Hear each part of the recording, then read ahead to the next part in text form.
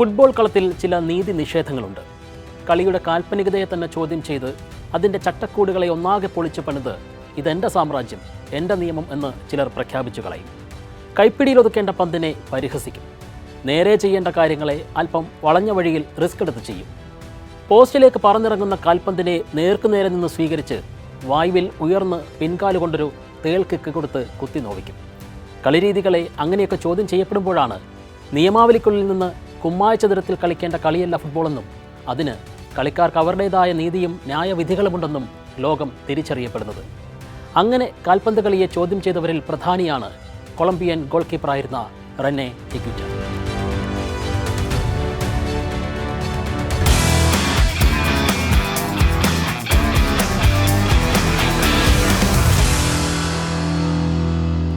പിഴച്ചാൽ തനിക്ക് മുന്നിൽ ലോകം തന്നെ നശിച്ചേക്കാമെന്ന നിമിഷത്തിലും തന്നിലെ കൂർന്നിറങ്ങുന്ന ഒരു പന്തിനെ ഭൂമിയിൽ നിന്ന് പറന്നുയർന്ന് പിൻകാലുകളിൽ കോരിയെടുത്തെറിയാൻ ഒരാൾ തയ്യാറാകുന്നെങ്കിൽ അതിന് ഇരട്ടച്ചങ്ക് മാത്രം പോരാ, മറിച്ച് അയാൾ ഹിഗ്വിറ്റയായിരിക്കണം.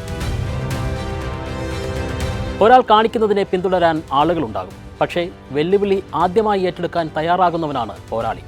അതുകൊണ്ട് തന്നെ അയാൾ ഹിഗ്വിറ്റ വേറിട്ട് നിൽക്കുന്നു. ഗോൾ പോസ്റ്റിനേക്കാളും നെഞ്ചളവോടെ അയാൾ ഉയർന്നു നിൽക്കുകയാണ്. 31 വർഷമാകുന്നു ഹിഗ്വിറ്റയുടെ ലോകപ്രശസ്ത തേൽക്കിക്ക് പിറന്നിട്ട്. 20,000-ഓളം കാണികളെ ഉണ്ടായിരുന്നുള്ളൂ വെംബ്ലി സ്റ്റേഡിയത്തിൽ. കാരണം അതൊരു ഇംഗ്ലണ്ട് കൊളംബിയ സൗഹൃദ മത്സരമായിരുന്നു. 1994 ലോകകപ്പിൽ ഇടം കിട്ടാതെ പോയതിൻ്റെ ആലസ്യത്തിൽ ഇംഗ്ലണ്ട്, സെൽഫ് ഗോളിൻ്റെ പേരിൽ എസ്കോബാറിനെ നഷ്ടമായതിൻ്റെ നടുക്കത്തിലായിരുന്നു കൊളംബിയ. മത്സരം ഗോളടിക്കാതെ സമനിലയിൽ പിരിഞ്ഞു. പക്ഷേ കാണികൾക്കാകെ ഉന്മാദം പരത്തി ഇംഗ്ലണ്ടിൻ്റെ ഒരു ഗോൾ ശ്രമം കൊളംബിയൻ ഗോളി റെനെ ഹിഗ്വിറ്റെ രക്ഷപ്പെടുത്തുന്നുണ്ട്. അതായിരുന്നു ആ കളിയുടെ ഹൈലൈറ്റ്. ലോകമാകെ ഇന്നും ഓർത്തിരിക്കുന്ന തരത്തിൽ ആ മത്സരം മാറിയത് അവിടെയാണ്.